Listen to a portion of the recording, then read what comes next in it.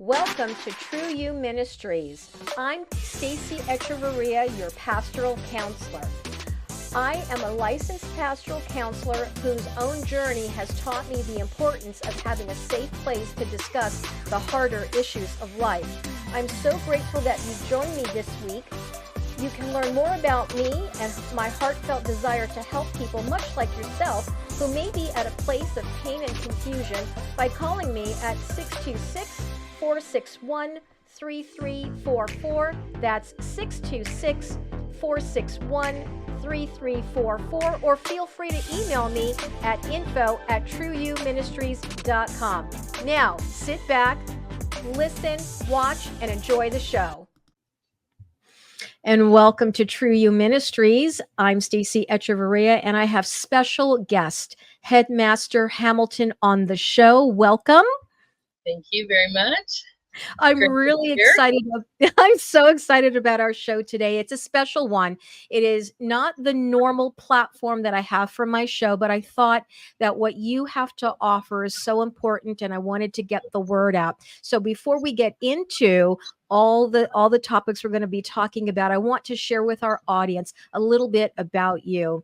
So Headmaster Hamilton is the founder of Hamilton Liberty Academy. This has been a journey for her.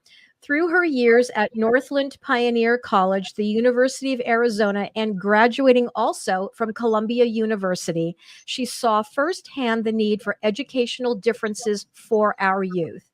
As a current teacher this past year, she has seen many disgraces for youth and their futures. She personally has had enough of the local public educational systems as they continuously choose to oppress children instead of uplift them to their possibilities.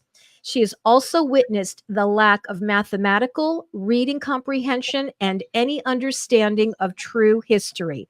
The focus in public schools seems to be more about their lack of possibilities instead of showing them the truth. Many of her colleagues have seen the same around the world. We all believe it is time for a change, and I say amen to that. So welcome to the show, right? I know you and I had an opportunity to meet initially, and I know our conversation was lively, and we're very much on the same page about this. Now, you're located in Virginia, is that correct? That is correct. Yeah. And I'm in California. So, you are very well aware of what's going on in the state of, I call it either California or Californication. Just depending on what's going on in this state. Yes, I am. Right. And I'm so sorry. I know, I am too. There is such a battle going on with regard to the children and schools. So I want to start off with, just so our audience can know a little bit more about Hamilton Liberty Academy. How did you get started? What was the catalyst? Okay, so everybody, it's funny. First and foremost, I'll say God. Okay, and so I always give him the credit because he really, truly is the reason I started this. In fact, I used to even joke going through school and stuff that because I'm an artist, and I was like, oh, I don't want to be a high school teacher, maybe a professor or whatever. Oh, he has different plans. But it kind of started with my own children. I adopted 3 children. I was a foster mother, and I had medical fragile children that were supposed to die. They've been through a horrid pre-life before me. I mean, the worst that you can imagine. But in the school system, I mean, my son is legally blind, and they would give him an IEP, and they just stick him in front of a TV and tell him that he was not going to do anything. He's just blind, so there's no avenue for him. And then especially, well, I don't believe that either. And I'll tell you in a minute just how great it is. But then also with middle school, too, I really saw this. And we're talking over 15 years ago almost now of this whole agenda. So people think that this is new. This is not new. It's been in our system, creeping in decade over decade. And I saw this with my own daughters as they were trying to turn them on. Heaven forbid you be a tomboy. Heaven forbid, whatever. And it was more about pulling them out of their foundational classes and giving them these SELs, CRTs, whatever, and instead of giving them the foundations they need or even showing this. And so I started something in U of A outside of school with an internship that they let me do to create this kind of program and with the students of how they could move further, how they could go to college, because I was on a full ride. And if I could do that at 35, Why can't you guys? And they would tell me, well, I'm not going to be anything. I'm like, who's telling you this? And even teaching in the public school system myself for a few years, I saw that nobody's talking about the grants. Nobody's preparing them to even do their own budgets, let alone a business plan. Or what about our trade schools? Now, back to my son, because I don't believe this, he's now in college and he's going to be coming back here to continue his education to write and in drama. So, I mean, right? And I'm like, don't tell me that you're not possible. I have been banned all over so many places for the all youth are possible thing, but that's my motto. I believe that no matter what your circumstances or where you come from, you have a pathway to your future, not my future, your future. Right. So in the middle of the night, I guess it was 2021, God came to me and it was like so fast. I had to write it down. He's telling me, write it down, that I was going to create a school. And like I said, I was teaching in the public school system, just finishing, and I saw the tragedies of teaching high school. And I'm like, these kids know nothing. They can barely read. They can barely count. They don't know that they can start a business right now, or they can get full rides to college or massive scholarships to trade schools. And they would tell me, Miss Hamilton, you need to start a school. So God heard that, obviously. I said, guess what? You're going to start a school. So not only was I able to do that in 3 months, I even went to our accreditation company, which is a Christian Foundation National Private School Accreditation. And I said, God needs you to figure this out because, to help my school, I need to have some accreditation. And they prayed about it and came back to me a few months later and said, young lady, which is sweet, you are the first in our history to jump the line and get accredited. I was like, wow. Wow. Yeah. Wow. Well, thank you, God. Like I keep saying, but I have no idea. And here I am joking about being a high school teacher and finding out that that's what we started with. It's high school. And I ended up loving it and teach most, but many of the classes. And we start with high school because they're right there. They're about ready and they've been indoctrinated for so many years that, they feel like they're just going to be in the hood forever. And I'm like, oh, no, and so we started that way so that we could retrain that and give them a future. We even do what's called individual student plans. So it's like, what is your dream? What do you want to be? And then we kind of organize your classes according to make sure you're on that pathway and getting your senior year, right? Yeah. Where are the scholarships for nursing? Where are the scholarships for business? Whatever you want to do. But also, we've done trade schools and pathways on that. And then my economics teacher teaches you how to build your own business plan. I love that. I love that because who's to say you need any of that? Right. Exactly. And the college route is really not the route for everyone. Right. It may have been in my day, but it isn't now. And we see what's going on in colleges as well. That's where they're being indoctrinated even further. So I love that you're getting the high school kids, right? Because with the way that things are set up these days, the only future, if you will, that they have, if they don't go to a school like yours, is to be on the government dole, to be on welfare. And there's no way of lifting themselves up and out of that. And that to me is demonic. Yes, I absolutely couldn't agree with that more because, if we tell our kids you're never going to amount to anything like they tried with my son, sure. They believe that. If you're told that year after year, you're repressed. You're going to have no future.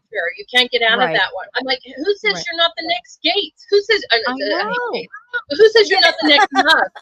Right, I hate to use that, or whatever you might be. Let's use Elon Musk. Like him. Say that that's not, whatever. But your path is yours. But let me show you the pathway to create that. And so you just never know. And there are some things. I get it. If you're going to be a doctor or a nurse or something like that, you need a college education. That is the pathway.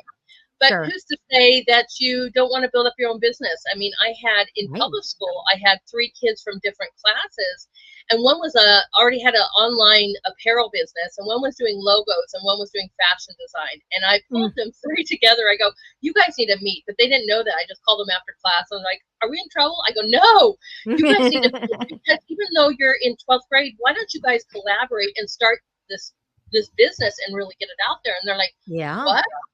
I'm like, let me tell you how to do a business plan. I teach you, But amazing. I was the art teacher. And then on Fridays, I'm sitting here doing personal budgets, teaching them about scholarships, teaching them about pathways. And these guys are like, And they told me, they're like, nobody has ever talked to us like this. Nobody has ever believed me. I'm like, seniors. I go, you've gone through the whole system and nobody has showed you that they believe in you. Yeah. That is a disgrace in itself. It is, and it's tragic. It really is tragic, and these kids are our future generation, right? And so what is the quality of the future generation that we're going to have in any kind of leadership? I mean, we're kind of seeing it right now, and it's very, very scary. And it just continues to perpetuate this lie, right? That they have no worth, they have no value. And depending on what ethnic group they're a part of, there's an enemy, those people over there, it's us and them. And I'm like, no, that doesn't have to be, right? And these lies that keep them stuck right where they're at. And I just think that is pure evil. It doesn't care about these. There's no care for these kids. And then when you think about the long-term effects on this, and I think about the work that I do in counseling, well, if they believe that they're worthless and they have no worth and value, and they can't be anything other than, their circumstances dictate, right? Then we look at depression. There could be suicidal, tendencies, a life of crime, violence, you name it. And then our prisons are overflowing. And I'm going, what are we doing to help this situation? And the way the schools, right, and the way the schools are functioning these days, we're going to be creating more of that. And I think that's just wrong. And that's not the Lord's heart or intention. No. It never was. Right. I mean, one of the paintings behind me is called Only Love Will Conquer Hate, but it's really built on the fact of we're one race. We're the human race. Correct. And God made us individually beautifully. Correct. So that we could have a future of our own making. Now, with that being said, so with all of this, like you said before, with telling our kids they're worthless, we're going to make it even worse now, and we're going to tell you your body's wrong, who you are, especially on middle school kids that are already in hormone hell. Excuse my language. Yes. Middle hell. They, they're already confused. So let's say that you're not, we already told you you're worthless, so now you need to change who you are, physically change who you are. Yeah. I mean, it's like so much nonsense, and this stuff that's put into the curriculum. I mean, I keep bringing awareness, and I've done this now for many years, but on fire in the last 4 years. This Title IX law, which everybody needs to know, that's the DEI. Yes. Tell us about that. This mandates our curriculum and our funding being the number one, right? So, and it gets manipulated by the presidents that are in office, with Obama, and Biden has tripled down on this. And not to say that we don't want to include everyone, but to make this, I had a thing with Dr. Fleming talking about inclusion. And I was like, if we can just throw it down your throats and make you, really believe that you're not worthless, or that you're, that you are worthless, and that your body's wrong and you need to change who you are. We're going to put you on all these pills and blockers and whatever. But we're going to put it in the curriculum so that everybody gets trained to include these things, to get accustomed to these things. Right. I've seen math stuff where it's like, so and so have no chance at a future. They live in a impoverished area. I'm like, what does this story have to do with math? I know. But you're already repressing these children to the point where, and why not focus on when they're at the most vulnerable, when they're, like I said, their hormones are going crazy. But this Title IX is so bad. And I mean, I've screamed it, I've written, I've been on conferences, because people think we're just suggesting this. It's a law. I know. And so if you want to get funding, then that is the law. And until that law gets removed, which I've never seen Congress do, we've got to fight that, because that's tied to our schools, our curriculum, and the funding. And I do really like, where President Trump will say that he wants to take this back to the states, and he wants to, defund this kind of stuff. But then you've got governors like yours, which I know that you're doing another recall. But what happens to those people that are stuck with governors like yours? Exactly. Right. And they're pushing this forward. I mean, you're like, I'm just saying, it's a nightmare. So I am not funding. Yeah, I am not funded by the government. In fact, I don't even apply for Praise. government grants Good. because I do not want to be mandated to that law. Right. So I'm actually gonna read it. I'm gonna let the audience know what the DEI Title IX is, and it's of the Education Amendments of 1972. It's a federal civil rights law that prohibits sex discrimination in education programs and activities that receive federal financial assistance. And that's the problem. Schools originally were not even tied to the government. So I know that President Trump wants to get rid of the Department of Education. And I call it the Department of Miseducation or indoctrination, however, whichever way you want to go. So this includes state and local educational agencies. Title IX applies to everyone, regardless of their sex, gender identity, or gender expression, and protects students, faculty, staff, and pregnant or parenting students.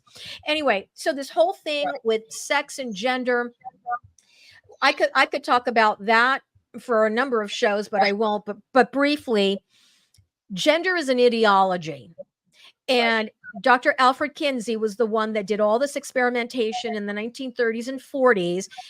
Go look him up. He was a diabolical man. Absolutely. Gender expression, gender identity, that could be separate from your sex, which is assigned, by the way, folks, at conception. The doctors don't assign that. It's assigned at conception. Okay. Right. And so here is this confusion, which is a tool of Satan. That's permeated, even into our educational system. And I pray to the Lord that President Trump becomes the president, and we get back to some law and order and some common sense, which is so uncommon these days, right? So, all right, so let's dive into. I'd like for our audience to know a little bit more about Hamilton Liberty Academy. How is it different than any school that's out there? And so far, we know that you do not receive any assistance, any financial assistance from the government. That to me is check mark number one. That's what we want to look for. So go ahead and share a little bit more about what the offerings are. Is this a school, an academy that is online? I've already done my homework. So is it online? Is it, can kids meet in person? Share a little bit about that. Okay, so first of all, it's nationwide and online, and love it. Right, and so it's amazing, and we're not a 501c3, but God had us do another way, and I learned that the hard way. But He wanted me to be a public charity, but again, not tied to those laws. So we are still a nonprofit, just not that way. But we are nationwide, and so online we do it via Zoom, so that everybody is in the same thing. We're all live. And the kids, one of the greatest things I heard too from one of our seniors is that we're the most interactive school that she's ever seen. And I'm like, and this is an online school. Oh, wow. Right. And so the kids have a chance to talk with each other. Everything is live. We do this kind of, I do, we do, you do. I will do it. I will teach you. We will do it together. And then you will do it. And everything kind of project based. There's very minimal testing, because we feel that if you can actually retain it via taking notes every single day, and it's in like an online journal that you make every single day, and then you create some kind of project that we work on, let's say for creative writing. I do history and creative writing for myself I teach that. So I put these kids in groups, and they researched the Civil War, and I told them, follow the money. And they came back with amazing presentations. And then on top of it, they each picked a founding father and wrote beautiful creative stories and did artwork or drawings. It doesn't have to, have to be perfect, but to go inside of this. So the more that you're doing hands-on, which I learned as well, the more you're retaining. Our finals and so forth is you basically from your notes teach us back the class. And it's a great way to understand, do you got this concept or not? Like I said, minimal testing, mathematics, maybe a language. There might be some quizzes and testing because of that factor. But every single course is art integrated. And so what does that mean? And so I'm going to use my economics teacher again, too, because everyone's like, oh, you're just painting or color crayons. No. So economics, she did the whole year, again, put them in groups and had them build food truck businesses. She taught them how to do a business plan. She went through economics. In fact, like when the economy went down, she had them redo their finances because she's like, what if you can't find eggs anymore? Or what if that price went up? But what makes it art? The logo, the menus, the design, right? And it was more of a graphic art, but that is the part that says it's art integrated. Then she had them present them. She ended up making books for their businesses, and then took them to get Shark Week to get funded and pitch it. I'm just saying. Wow. This is what we do. And then one other thing we talk about is we like to have a field trip, a yearly field trip, almost at the end of our year, where these kids can physically meet. And so we'll take them to Turning Point, events or something like that, or a leadership event where they can be with each other, learn more, aspects of being the next leaders of tomorrow, but also, be able to create those bonds for a lifetime. Love it. So it's really kind of fun. But we also do virtual ones. So I may go to a museum, and I may take them on a trip virtually where they're there. And I've had some parents go, oh, I would love to do that in my town. And I'm all for that too. So then we're virtual, and the parent might take us to a place to see that. Oh, that's so interesting. Right? So we try to do a lot of different things, but that is something. But yes, we're teaching our foundations, our math, our English, biology. My husband is a nurse. He does health and biology. There are 2 genders. And he wants you on good diets and stuff. And what was fun about him is he would make you draw the skeleton and the systems. Right. He talked about a system, and then we did child development, which he got really creative. And instead of having those dolls that everybody has, right, he made you do paper dolls. And the diapers and everything, and it was the most amazing program. And he's like, if the dolls got crinkled, he goes, well, that's a trip to the hospital. You have to do an incident report. So we find creative ways for these kids to use art, but again, more hands-on, more project-based, and more retention. Right. Gosh, I love that. I think about my high school years too, and what I'm hearing is that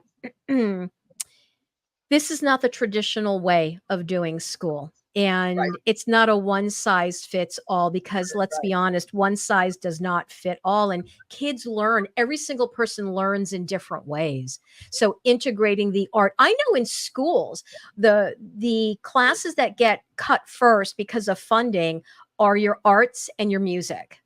Arts and music. And we need that because of the way the brain, the left hemisphere, the right hemisphere, you need both. But where does the money go to? Sports. And so kids are pushed into sports. And I think to myself, well, if they're a major, football star in high school and they're thinking about the NFL, well, not everyone makes it to the NFL. Not everyone makes it into the NBA. And even if they do, here's the problem. Those kids don't have anything to fall back on. God forbid they suffer a major injury and it takes them out. That's right. In fact, I even ask that all the time. I go, so what's your plan B? And they look at me and I go, you should at least have an associate's. It's not a business, a bachelor's in business. Because let's be honest, you've made all that money. Now you've got the nice house and the cars, and you're taking all your dates out and stuff. And a manager, let's say a manager, rubs you wrong, takes all your money and stuff like that, and you injure yourself. Then what are you going to do? And I go, so if you have a business degree, at least an associate's at minimum, then you can do, handle your own finances, look into those kind of things, and make sure that you're being managed correctly, or have something to fall back on in case you do get injured. We also have an adulting 101 class it's a mandated one for our seniors to take, which I'm so glad you said, because it talks about personal budget. It talks about, household things. We have sewing in there. We have plumbing sometimes. We have automotive. We have all that, kind of, plus your SAT prep and your finding, writing your personal statements, getting your CVs ready and stuff to go further on. But it's making sure that you know how to be an adult, which they took away. I mean, with our home ec and our auto and our whatever. And then we also will give you credit if you go and do community sports, and I'm like, I love it. Right. Oh, that's amazing. So what I'm hearing is that your academy is lacking nothing. It actually is providing so much more than what the public government schools are offering. Yes, I try. That's what we're aimed for, is we try. And I would have to say yes. I mean, if there's something that we need to do different, that's why we have like individual student plans. And those may change based off of the student. I mean, I had one that thought she was going to be one thing, and then she found out about travel nursing. And then it switches. Okay, so how can I move and guide you that way? And she's like, oh, yeah, I can travel the world and make bank. I'm like, work 3 days a week or whatever. I'm like, go, girl. Right. But also, my first year, I'm so proud of my first year because they've all graduated now. And they were like the F students, the IEP students. You're going to amount to nothing. And they all graduated with honors. And yes, we do have honors courses. And so I'm like, wow. And most of them found full rides to a college of their choice. Oh my goodness. I just love that. That is so hope-filled. It's so inspiring. And we need more people like you doing what you're doing. Thank you so much, though, for answering the call. I'm having a heart for these kids. So what have been some of the obstacles that you've experienced when you started this academy? And are there obstacles that you're currently experiencing? Because I would love for our audience to know about this, because we'd love to pray for you. Thank you. Funding. I get it. So I am a fourth of the cost of most private schools. I really understand that. And people have reached out to me like, what if you have 1 or 2 or 3 students? And I also get that, understand, but I have to pay my teachers, everyone. Yes. I mean, yes. I have not taken a salary in 3 years. So I have done this voluntarily, but my math teacher, my biology, they have to have an income. Sure. Or, the first year I had my assistant, she was working 2 different jobs just to give time to this. So because we're not government funded, and we want to help more parents, I mean, you can absolutely go to one of our links that says donation at the end to help out, because we have people that give at least money to help out with supplies or microscopes or whatever. Anything you can. But I mean, I am trying my hardest to be there for all these families, but I see the biggest thing, and they have it that way on purpose. I mean, don't we all work multiple jobs? I mean, they're trying to make it even worse. The economy is so bad. But how can people afford this? I could use the prayers and the help to fund some of these amazing children, because I get calls all the time, and the number one thing that stops these parents is I cannot afford to come to you. Right. And it breaks my heart. Yeah, and I hear that. And so for anyone that's interested in donating, would they be able to go to your website and see it? Okay, so I'm going to go ahead and show that right now. HamiltonLibertyAcademy.com. Go on there. I actually, before I even met with Headmaster Hamilton in our first meeting, I went onto your website and I looked at everything. And I thought to myself, yeah, I get it. I get it. Say you've got 4 kids and you want to, put them into this academy, and you're thinking, oh my gosh, how am I going to afford it? And one of the things that I would love for parents and grandparents to consider is this: the cost is going to be greater if you don't. Because if these kids continue in the public government schools, they're going to come out of those schools more confused and more lost. And this is hoping that, there's a good family structure in place, and not everyone has that, and we know that, but a good family structure in place that can combat what these kids are learning. But why do you even have to do that? Hamilton Liberty Academy is an alternative. And I know that you've got a special or a discount going on right now? Well, yeah, we basically lowered it because, again, I mean, I was trying really hard to help families. So we lowered it. We took 50% off, and I love 1776. My great grandfather is Alexander Hamilton, and I love that, Yeah. So it's 1776 a quarter, which is still kind of roughing out about $7,000. It's still high, but we're even going to do something different. If you got multiple kids, we're going to do family discounts. So if you come with a couple of children, we'll give you an extra 20% off. just to help out with that, because we are trying, like I said, everything I possibly can. You guys, I can't volunteer forever. The government kind of gets mad about that. So even if I take $10 a year, at least it's something. So I'm not asking for a lot, but again, I have to pay the other teachers that help us out. So that, just like you guys, that's how they live and survive. So we are trying to bring it back down to the most basics of just how we run, our basics for that, and paying off our teachers. So, so that they can teach their wonderful children. So $17.76 a quarter. And then if you come with multiple children, we will talk to you about an extra 20% off, just to make that even easier. I love that. And I know you have a free consultation as well. So if anyone, they're like, oh, I don't know, but I really want to.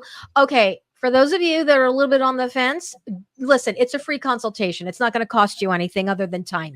And it's really worth it to reach out, schedule that consultation, because you never know how the Lord is going to work it out.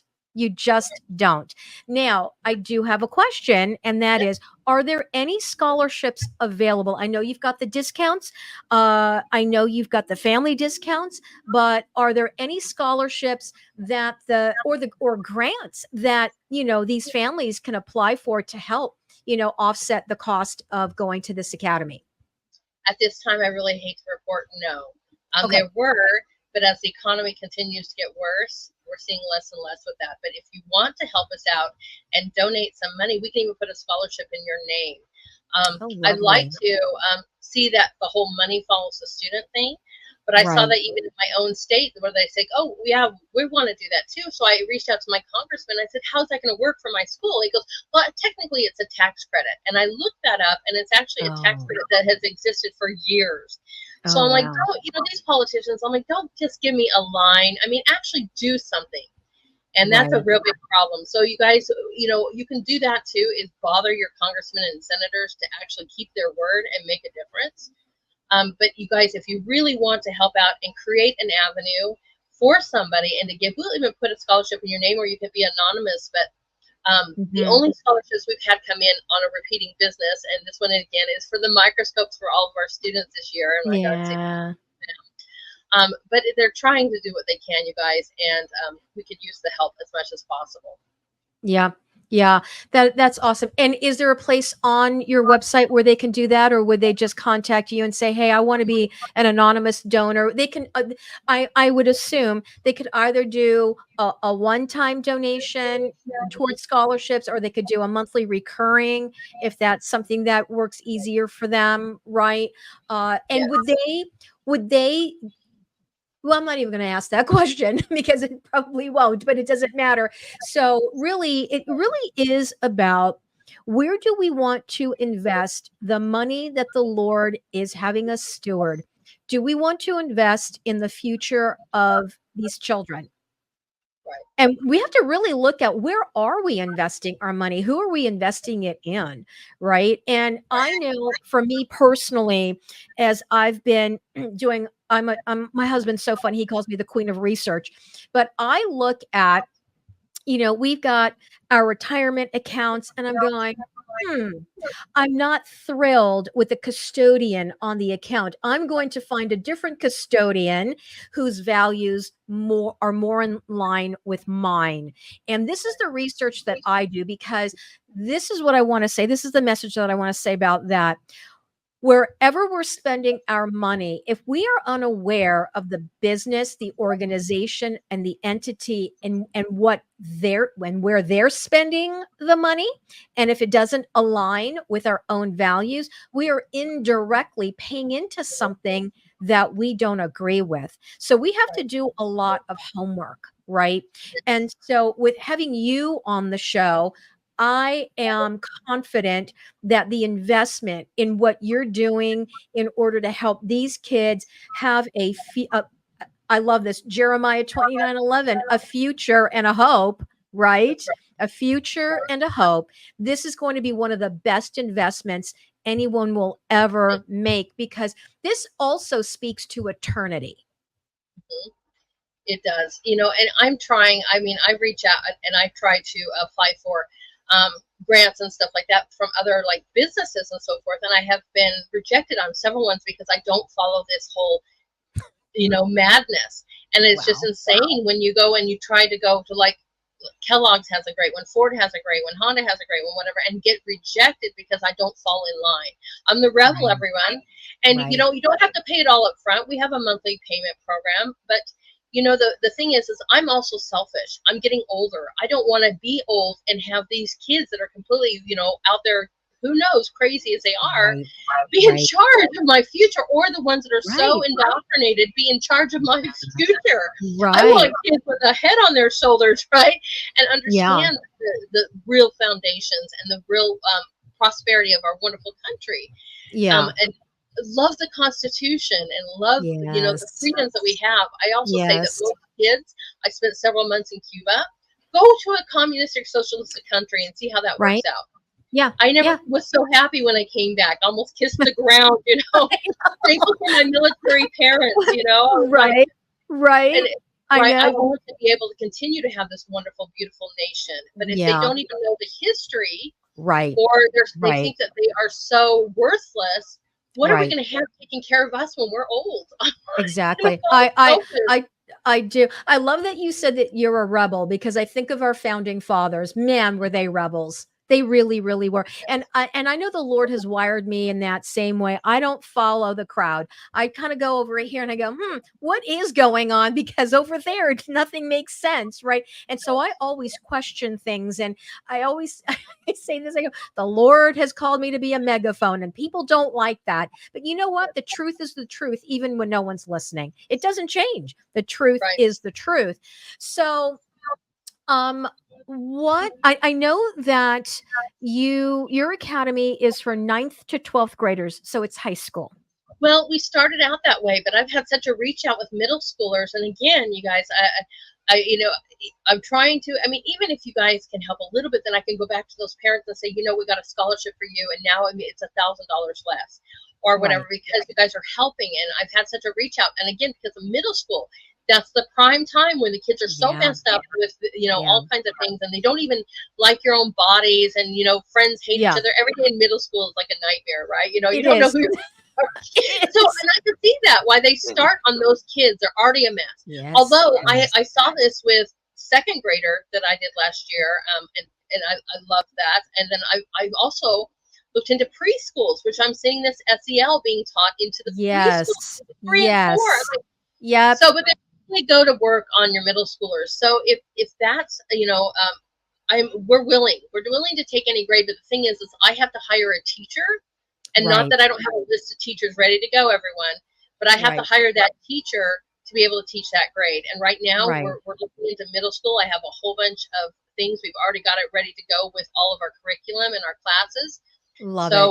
We're working our way backwards, because I also have homeschool, and it's easier to do your little ones, and it's harder for them to be on the internet, you know, even with the parents there in the background. So I get that. And homeschool, everyone, I'm really big on that. But you start getting into your more advanced classes or your whatever, and your middle schoolers and your high schoolers, how many years have they already heard this nonsense? So we only have 4 to 6 years to correct that and get them on the path of their future. Right. And then and I love that. And do you also help them? Because I know that there are colleges out there, there's very few of them, that don't teach this stuff. So do you help your students, depending on the path that they want to be on in terms of what they want to do when they grow up, if you will, and what they want to do for a career? Do you help them find those colleges as well that continues on the path that they've already been on with you? So we give them a multiple amount of choices, and I always highlight some really great ones, and it depends on every child. Not every child has, you know, certain things. I'm like, if you can get a full medical school ride and you're a strong student that can fight through that, like I went to Columbia, and God, I think I set me there so I could learn what they were teaching. I had a great episode with a wonderful professor out of Drexel University just recently. And he's doing a great thing. But we were talking about Teachers College at Columbia and what they're teaching the teachers to teach the students. I mean, it was a nightmare, but God, I swear he sent me there so I could be exposed and open my eyes to this. And so, but then you have Columbia that will give you a full medical, you know, ride right now. And you're like, so I made it through. It was a terrible, terrible, depressing time, but I made it through with honors. I graduated top of my class, but then maybe Liberty or Drexel or Heritage or something might be more comfortable for you. So we really talk to the student and the parents, and they make a family choice, and we guide you to the different areas of your choice. Yeah, I think that's amazing. From the beginning to the end and beyond, that there's help along the way, because it can be confusing to try to sort it all out. And what I have been finding out lately too is that just when I thought I had all the information about a company or whatever, something pops up and I'm going, oh, okay, now I have to change, right? And I'm going, man, they get sneakier and sneakier. So you really have to do your due diligence. And I really appreciate that you can be a guide for these parents and these kids along the way so that they're making really good choices for themselves as well. And that's one thing I think we really emphasize on too, is basically research for yourself, multiple different avenues. In the journalism class that we held, it's amazing to see one set of the same story, but differently on the East Coast versus the West Coast. And the kids were showing this, and they're like, "What in the world?" And they write it according to their audience, right? Wow. And so I'm like, you got to have multiple. You have to have a critical thinking mind, first of all, and you have to be able to go and research for yourself. So even in the schools that you might attend in the future, I'm like, okay, this one might be a full ride, but what is the downside to this? Or I started with a community college myself, and there's very minimal honor societies at community college, but there is one. I ended up getting nominated for a scholarship that paid for my whole entire bachelor's degrees, Nice. two of them. Right. So there's multiple avenues, but again, like maybe your person, maybe they have great nursing programs and stuff that are in community colleges right now that you won't have to continue on. So there's a lot of choices, and I'll help and I'll show you the way. We'll give you the pathways, and then hopefully I've trained you and taught you well enough that you can research all of these avenues and then come back and discuss it, of course, with your family. But you have to, the child has to make what's best for them. Yeah. So, yeah, that's amazing. So you said something that was really key about critical thinking. So what's been happening in colleges, particularly, colleges used to be a place where you would debate, you'd have different opinions. It used to be a place where you learned how to critically think. Right now, what's been happening is these colleges and universities are teaching, well, they're not even teaching, they're telling these students what to think rather than how. Yes. And that is going to fail them for they will fail at life if they can't think for themselves. So what they're doing is they're turning them into sheep that are blindly following. And that is so dangerous, and we see that. And just within the last 4 years with the whole lockdowns and all of that, I tell you, there's a lot of good that came out of that, because more people started to wake up as to what was going on. And like you said earlier in our conversation, all the stuff that's been going on in the schools has been going on for far longer than we even realize.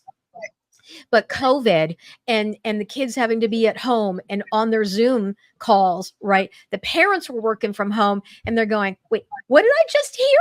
Right. And so then that started to get the mama and the papa bears all riled up and started to push back, on the schools.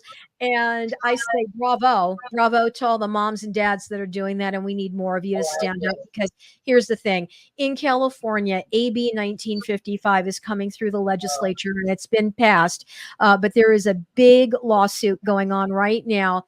This AB 1955 is about taking away parental rights with regard to their children, and with their children determining that they are of a different gender, and that the school will not report that to the parents. What I want to say to the parents right now is wake up.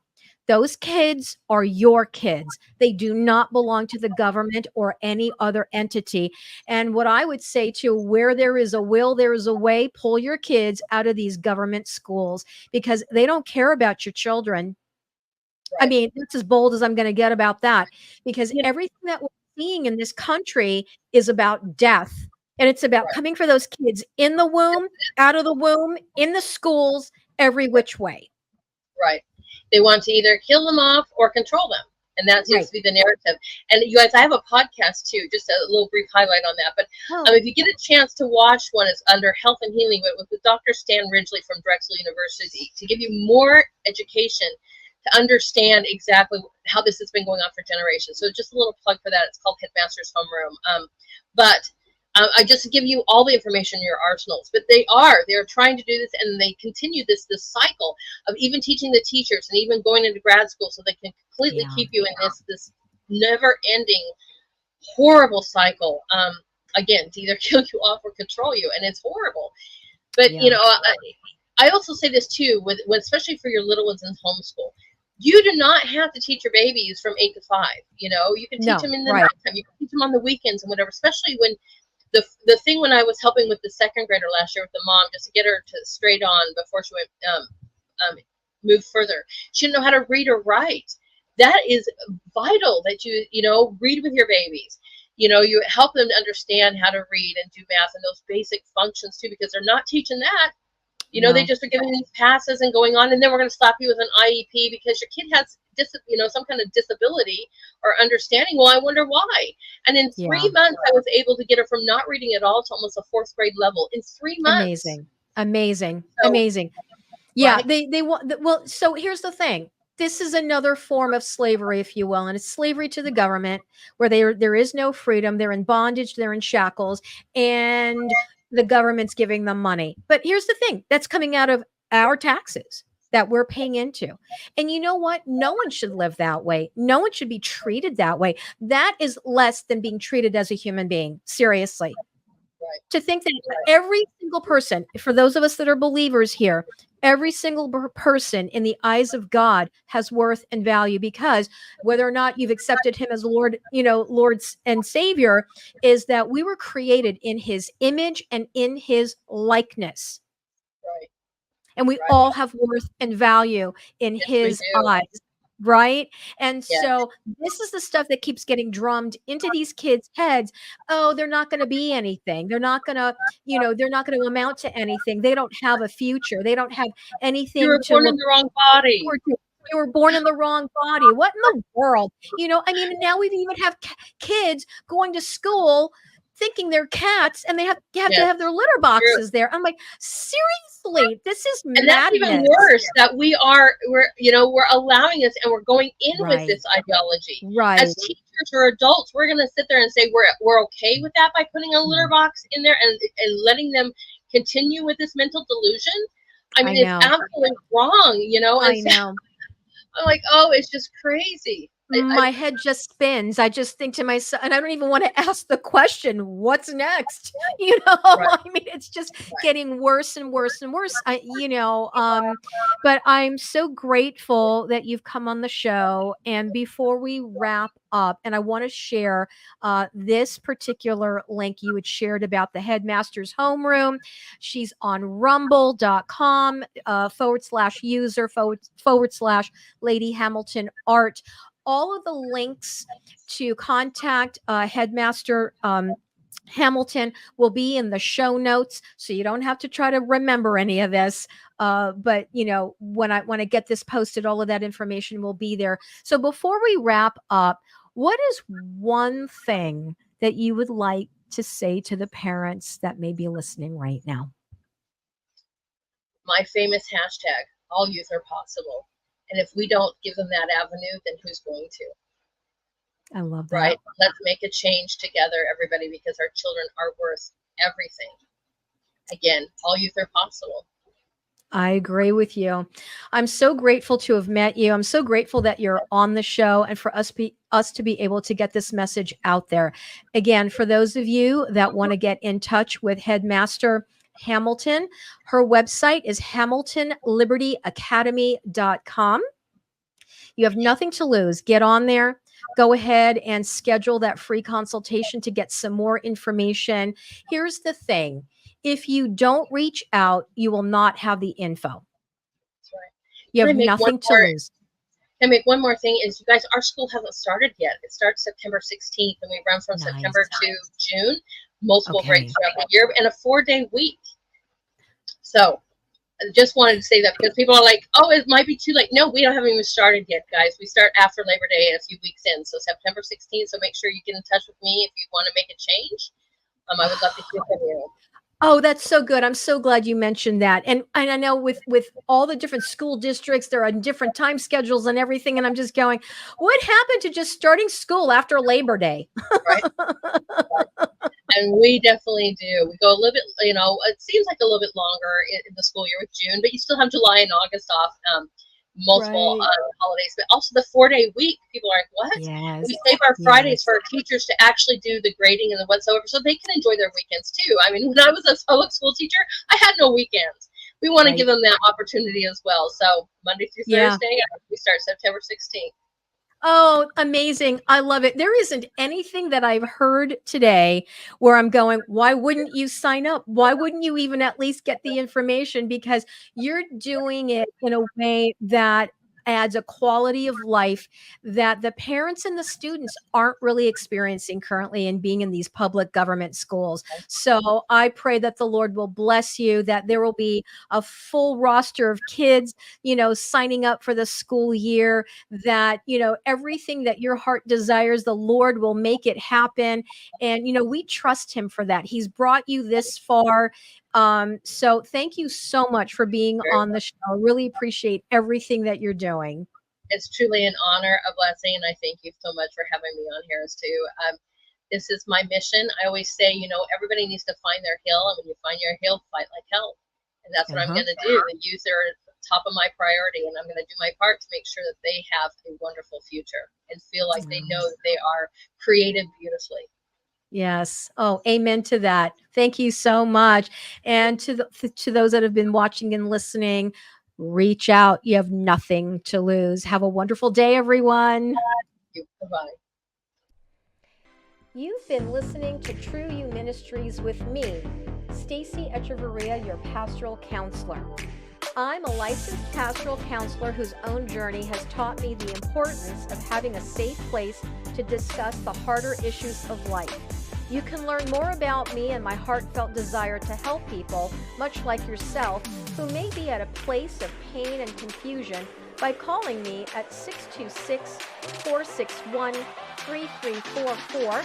That's 626-461-3344, or feel free to email me at info@trueyouministries.com. That email, once again, is info@trueyouministries.com. Thank you so much for tuning in today, and may God richly bless you.